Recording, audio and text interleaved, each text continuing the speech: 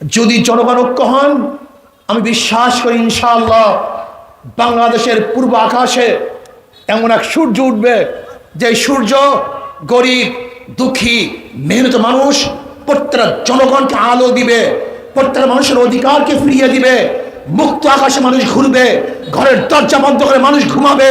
যেখানে গরিব দুঃখী মেহনত মানুষের ক্ষুধার্ত থাকার কোনো প্রস্তুতি আসতে পারে না, কেউ বস্ত্রহীন থাকবে না, অন্নহীন থাকবে না। ইনশাআল্লাহ খোলা আকাশের নিচে ঘুমাতে হবে না ইনশাআল্লাহ। আসো আমরা ঐক্যবদ্ধ হই। আমার যুবক বাবারা, মুরব্বী বাবারা, 53 বছর পর্যন্ত বহুত বাংলা দেখেছেন, নতুন বাংলা দেখেছেন, সবুজ বাংলা দেখেছেন, স্বর্ণের বাংলা দেখেছেন, ডিজিটাল বাংলা দেখেছেন, ইসলামী বাংলা দেখেন নাই। এবার আসুন আমরা সবাই ইসলামী বাংলা দেখি। যদি ইসলামী বাংলা দেখেন তাহলে ইনশাআল্লাহ এদেশের মানুষ শান্তি পাবে, মুক্তি পাবে। আউযু বিল্লাহি মিনাশ শাইতানির রাজীম। বিসমিল্লাহির রহমানির রহিম। ইন্নাল্লাহা লা ইউগাইয়িরু মা বিকওমিন হাত্তা ইউগাইয়িরু মা বিআনফুসিহিম। সাদাকাল্লাহুল আলিয়্যুল আযীম। সবাই বলে সাল্লাল্লাহু আলাইহি ওয়াসাল্লাম। ভাই কমান এতক্ষণ ঠিক ছিল আমার। ইসলামী আন্দোলন বাংলাদেশ সিরাজদিন শাখা থানা শাখা কর্তৃক আয়োজিত আজকের গণসমাবেশের সম্মানিত সভাপতি সিরে তাজ ওলামায়ে কেরাম, সর্বস্তরে ইসলাম প্রেমিক দেশপ্রিয় ভাইয়েরা আমার, ইসলামী আন্দোলন বাংলাদেশ কি ও কেন এ সম্পর্কে আমরা অনেকেই জানি না। ইসলামী আন্দোলন বাংলাদেশ মনে করে শুধু দেশ, দল এবং নেতা পরিবর্তনের মাধ্যমে দেশে শান্তি আসতে পারে না, যতক্ষণ পর্যন্ত নীতি আদর্শ পরিবর্তন না হবে। আপনারা জানেন, এই যে জমিনেতে আপনারা আছেন, এই ভূখণ্ড 4 বার স্বাধীন হয়েছে। এক সময় ব্রিটিশদের থেকে আমরা স্বাধীন করেছিলাম। সেই স্বাধীনতার নেতৃত্ব দিয়েছিলাম মুসলমানরা। ব্রিটিশদের বিরুদ্ধে আন্দোলনের সূচনা করেছিল মুসলমান। সেই সূচনা হয়েছিল 1803 ঈসাই সালে।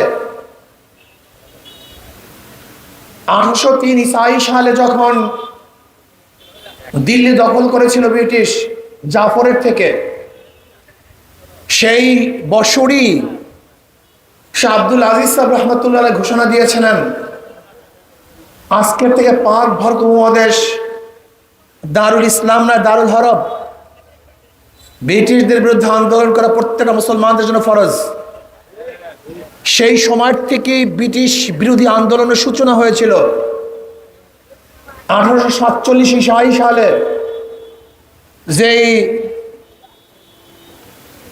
গণ আন্দোলন হয়েছিল, আজাদি বিপ্লব হয়েছিল, সেই সময় আজাদি আন্দোলন হয়েছিল 1847-57 ঈসাই সালে।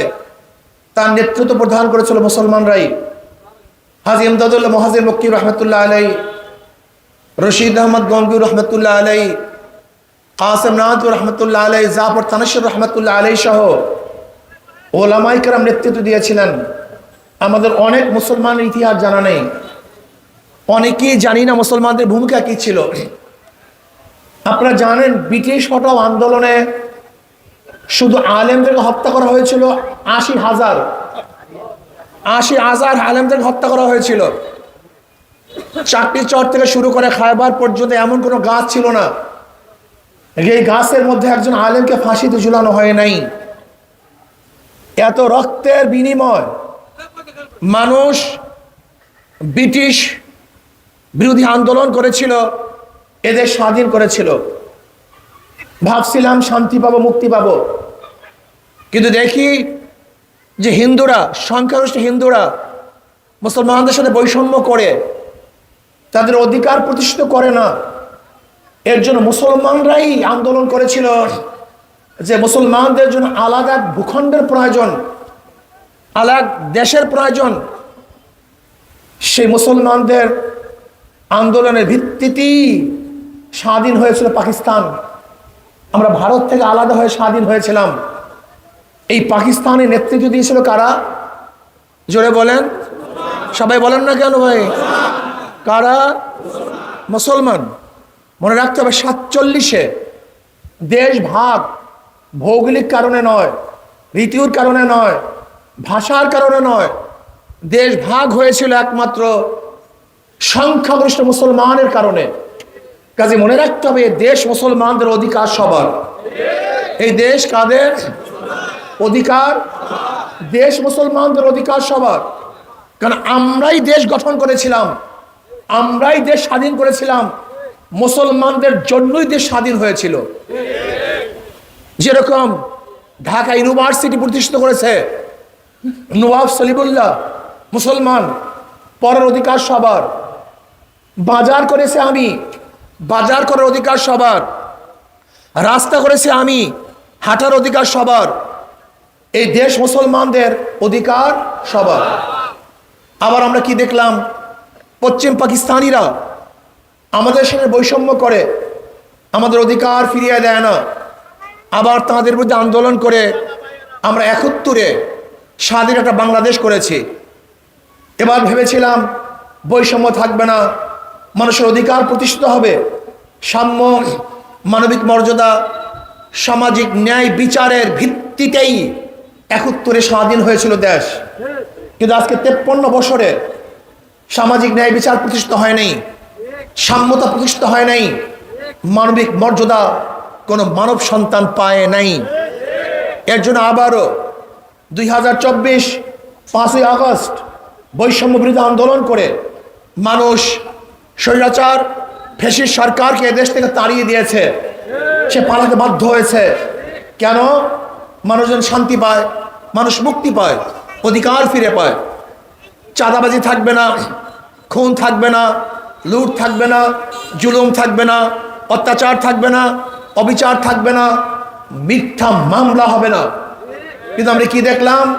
5ই আগস্টের পরে আবারও সে সন্ত্রাসী দল, জালেমের দল, লুটেরারদের দল, ডাকাতদের দল, চাঁদাবাজের দল আবারও বাংলাদেশে লুটপাট, দখলদারি শুরু করেছে, আবারও জুলুম অত্যাচার শুরু করেছে। আমরা কি দেখলাম? আওয়ামী লীগ যেরকম মিথ্যা মামলা দিয়েছে, আজকেও বহুত মানুষের নামে মিথ্যা মামলা দেওয়া হচ্ছে। আমরা কি দেখেছিলাম? আওয়ামী লীগের আমলে, অবৈধ সরকারের আমলে তারা মিথ্যা মামলা দিয়ে লক্ষ লক্ষ কোটি কোটি টাকা মানুষের থেকে হাতিয়ে নিয়েছে। আজকে একই চিত্র, বিভিন্ন মানুষের নামে কেস দিয়ে তাদের থেকেও টাকা হাতাবার চক্রান্ত করতেছে। যদি এখনো বৈষম্য থাকে, জুলুম থাকে, অত্যাচার থাকে, অবিচার থাকে, তাহলে এই স্বাধীনতা আন্দোলনে আমরা রক্ত দিলাম কেন? জীবন দিলাম কেন? আমাদের জীবনের মায়া ত্যাগ করে রাজপথে ঝাঁপিয়ে পড়ছিলাম কেন? অনেকেই তো পড়তে পারে নাই। আমরা রাজপথে ঝাঁপিয়ে পড়ছিলাম মানুষের অধিকারকে ফিরিয়ে দেওয়ার জন্য, মানুষের বৈষম্য দূর করার জন্য। কুলি, মজদুর, জেলে, তাঁতি, ঋষি, কামার, চামার, শ্রমিক, পুরুষ, মহিলা, গরিব, দুঃখী, যে যেখানেই থাকবে না কেন, পুরুষ, মহিলা, মুসলমান, হিন্দু, খ্রিস্টান, বৌদ্ধ, প্রত্যেকটা মানুষের অধিকারকে ফিরিয়ে দেওয়ার জন্যই রাজপথে ঝাঁপিয়ে পড়ছিলাম জীবনের মায়া ত্যাগ করে। কিন্তু আজকেও যদি সেই বৈষম্য চলে, আজকেও মানুষের জুলুম চলে, অত্যাচার চলে, অবিচার চলে, তাহলে আমাদের আন্দোলন সাকসেস হয় নাই। আবার আন্দোলন হতে হবে, আবার আমাদের আন্দোলন করতে হবে। সেই আন্দোলন হবে জালেমদের বিরুদ্ধে আন্দোলন, ডাকাতদের বিরুদ্ধে আন্দোলন, চাঁদাবাজের বিরুদ্ধে আন্দোলন। এবার আন্দোলন হবে রক্তের আন্দোলন নয়, সেই আন্দোলন হবে ব্যালটের আন্দোলন। যত জনগণ আছেন সমস্ত জনগণকে ঐক্য হতে হবে, সমস্ত জনগণকে ঐক্য হতে হবে। আগামী নির্বাচনে যেই দলের মধ্যে, যেই গোষ্ঠীর মধ্যে, যেই নেতার মধ্যে জুলুম থাকবে, অত্যাচার থাকবে, অবিচার থাকবে, যেই দলের মধ্যে গুন্ডা থাকবে, চাঁদাবাজ থাকবে, খুনি থাকবে, ওই দলকে বয়কট করতে হবে, ওই দলকে বয়কট করতে হবে জনগণ। আমি সংক্ষিপ্ত ইতিহাস বলতেছি। আমরা বারবার রক্ত দিয়েছি, বারবার আন্দোলন করেছি, বারবার আমরা সংগ্রাম করেছি, কিন্তু সে মানুষের ভাগ্যের পরিবর্তন করতে পারিনি। এর কারণটা কোথায়? কারণ বুঝতে হবে। একজনের নাম এ, একজনের নাম বি, একজনের নাম সি। এও চোর, বিও চোর, সিও চোর। ক্ষমতা আসে এ, সে কি করবে? হটাও এ, বসাও বি, সে কি করবে? হটাও বি, বসাও সি, সে কি করবে? কারণটা কি? দলের পরিবর্তন হয়েছে, নেতার পরিবর্তন হয়েছে, আদর্শ নীতির পরিবর্তন হয় নাই। ওসির পরিবর্তন হয়, ঘুষের পরিবর্তন হয় না কেন? এসপি পরিবর্তন হয়, দুর্নীতির পরিবর্তন হয় না কেন? ডিসি পরিবর্তন হয়, কিন্তু জুলুম অত্যাচারের পরিবর্তন হয় না কেন?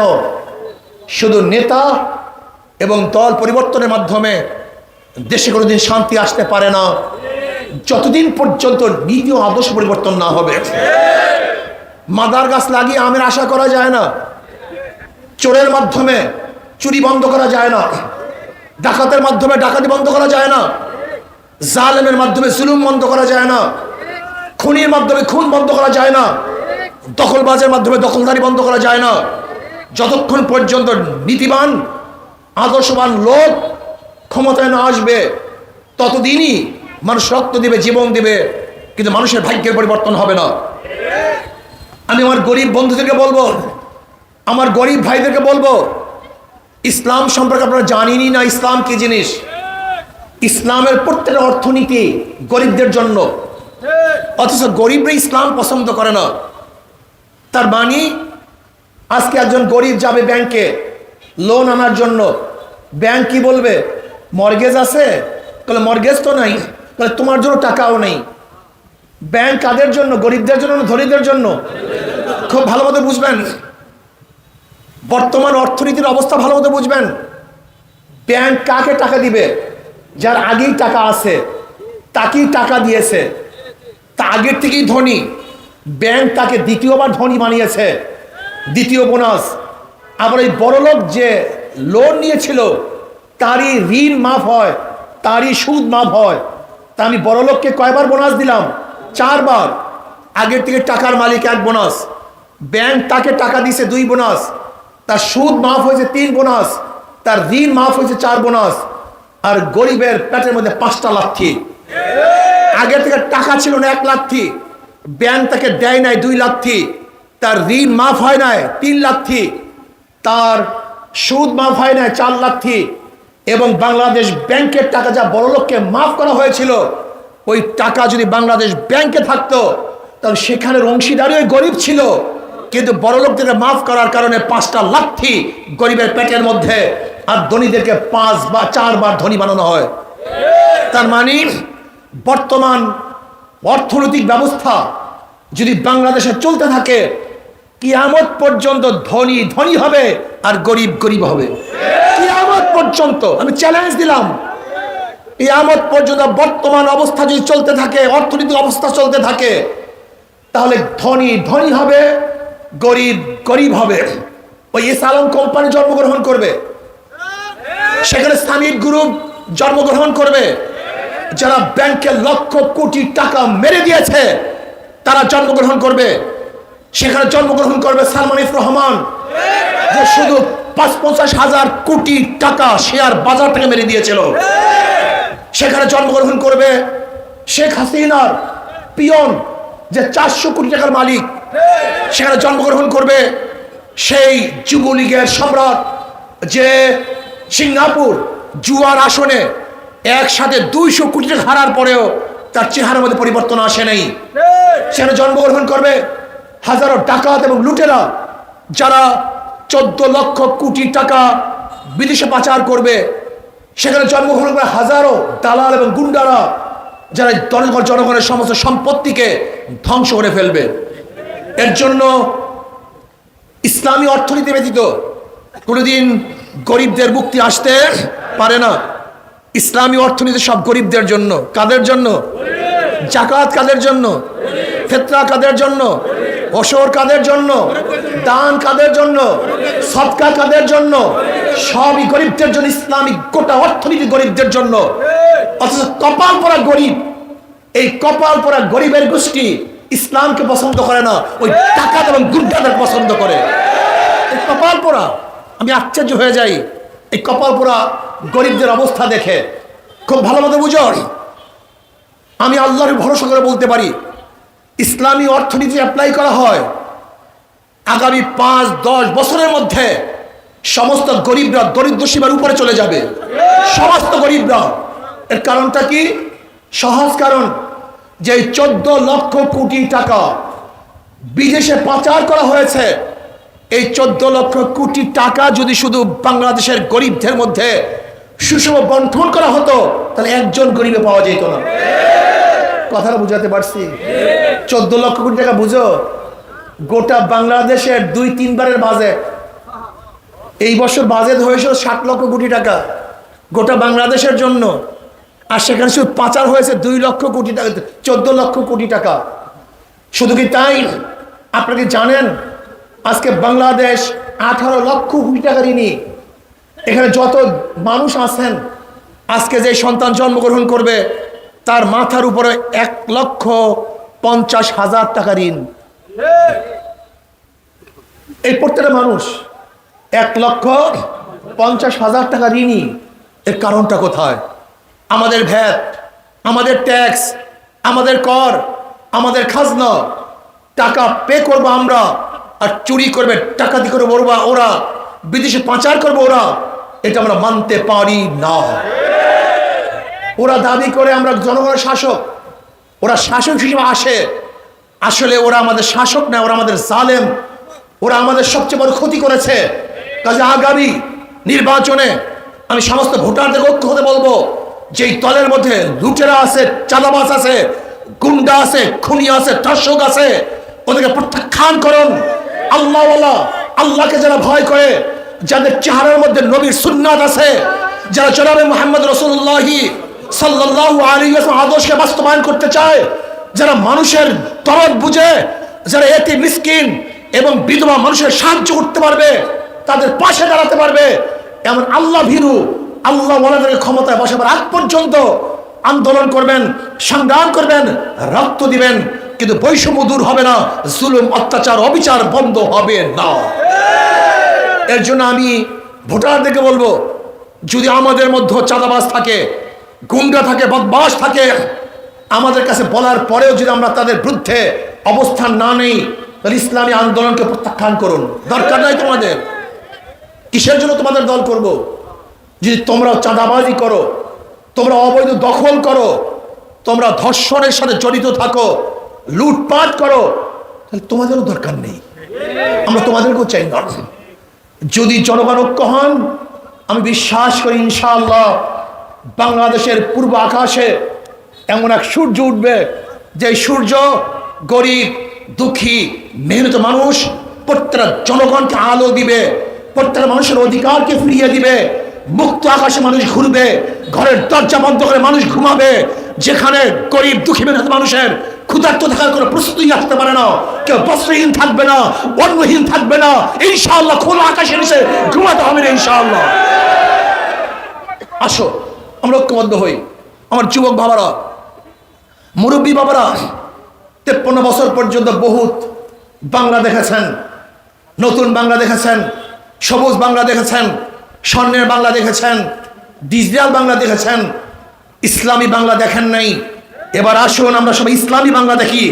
যদি ইসলামী বাংলা দেখেন, তাহলে ইনশাআল্লাহ এদেশের মানুষ শান্তি পাবে, মুক্তি পাবে। ইসলামকে অনেকেই ভয় করে, ইসলাম আসলে না জানি কি হয়ে যায়, মহিলাদের অবস্থাটা কি হবে, আমাদের সবাইকে দাঁড়িয়ে রাখাবে জোর করে, মনে হয় টুপি পরিয়ে দেবে সবাইকে, ঘরের মধ্যে সমস্ত মহিলাকে বস্তাবন্দি করা হবে। এগুলি ইসলাম ভুভিয়ারা, ইসলামের দুশ্মনরা আপনাদের কানে এই সমস্ত জিনিস দিয়ে আপনাদের মেধাকে নষ্ট করে ফেলেছে। ইসলাম এমন এক আদর্শ, যে আদর্শ পালন করলে মানুষকে জোর করতে হয় না, মানুষ এমনিতেই ভালো হয়ে যায়। আমার সাথে অনেক সাথে সম্পর্ক আছে। গাঁজাখোর বলে, হুজুর ইসলাম আসলে গাঁজার অবস্থাটা কি হবে, গাঁজা খাবো কিভাবে? আমি বললাম বাবা তোমার যদি গাঁজা খাইতে মনে না চায় তো কোনো সমস্যা আছে? তা তো নাই। বলে হুজুর তা কিভাবে সম্ভব? আমি বললাম মসজিদে গিয়ে কি তুমি গাঁজা টানতে পারবা? বল না হুজুর তা তো পারবো না। বলি কেন? হুজুর সেখানে তো গাঁজার পরিবেশ নেই। আমি বললাম ঠিক ইসলাম আসলে গোটা বাংলাদেশকে এমন এক পরিবেশ করা হবে যেখানে তোমার গাঁজা খাইতে মনে চাইবে না। এমনি তুমি ভুলে যাবা গাঁজার কথা, তুমি টেনশন করিও না। ইসলাম আসলে এমন এক পরিবেশ সৃষ্টি হবে যেখানে ঘুষ করে এমনি ঘুষ বন্ধ করে দিবে, প্রেশার কি এটা দরকার হবে না, যেখানে ধর্ষক এমনি ধর্ষণ বন্ধ করে দিবে, জোর করার কোনো প্রয়োজন হবে না, যেখানে মহিলাদের অধিকার থাকবে, আমাদের মহিলারা আরো বড় বড় শিক্ষিত হয়ে যাবে, তারা ভালো ভালো ব্যবসা করবে, ভালো ভালো চাকরি করবে। আমাদের মেয়েরা, বিশ্বাস হয় না? আম্মাজান খাদিজাতুল কুবরা রাদিয়াল্লাহু আনহার ব্যবসার মাধ্যমেই আমার নবী আলাইহিস সালাতু ওয়াস সালাম প্রথম ব্যবসা শুরু করেছেন। আম্মাজান আয়েশা সিদ্দিকা রাদিয়াল্লাহু আনহাকে বাদ দিয়ে গোটা দুনিয়ার কোনো মৌলবী বলতে পারবে না যে আমি আলেম হইছি। আলেম হতে গেলে আম্মাজান আয়েশাকে উস্তাদ মানতেই হবে। কি কথা ঠিক না? আপনি কি জানেন ইসলামী জগতে মহিলাদের অবদান কি? এক কাতেব, এক লেখক একটা বই লিখছেন যার মধ্যে 30,000 মহিলাদেরকে নিয়ে আসছেন মুহাদ্দিসা। কত হাজার? 30,000 মুহাদ্দিসা। 30,000 মহিলাদের অধিকার প্রতিষ্ঠিত হবে, তারা সুখে থাকবে, শান্তিতে থাকবে, ভালো থাকবে। আসুন ইসলামকে প্রতিষ্ঠিত করি, তাহলে ইনশাআল্লাহ এদেশের মানুষ বৈষম্য শিকার হবে না, আমরা সবাই একাকার হয়ে যাব। আগামী দিনে সবাইকে ইসলামের পতাকাতে ঐক্যবদ্ধ হওয়ার দাওয়াত দিয়ে অনুরোধ রেখে আজকে বক্তৃতা শেষ করতে চাই। আসুন, এই যে আমাদের আতিক সাহেব, আপনারা ভাবছেন বিশাল মৌলবী, কথা ঠিক না? উনি কিন্তু অনার্স মাস্টার্স, মনে হয় যেন বিশাল তোলাবা, বিশাল আলেম। আমি বিশ্বাস করি একজন ছাত্র লিডার, একজন জনপ্রতিনিধি, এরকম লোক যদি সংসদে যায় তাহলে আশা করি সংসদটা জান্নাতের বাগিচা হয়ে যাবে। সেখানে মদের গন্ধ আসবে না, সিগারেটের ঘ্রাণ আসবে না, কোনো ধর্ষক সেখানে বক্তৃতা করবে না। কাজে আসুন আমরা সম্মিলিতভাবে হাত পাকাকে বিজয় করি। আল্লাহ এই দেশকে, এই মানবতাকে মুক্তি দান করুন। আমার জন্য দোয়া চাই, আমিও দোয়া করি। আল্লাহ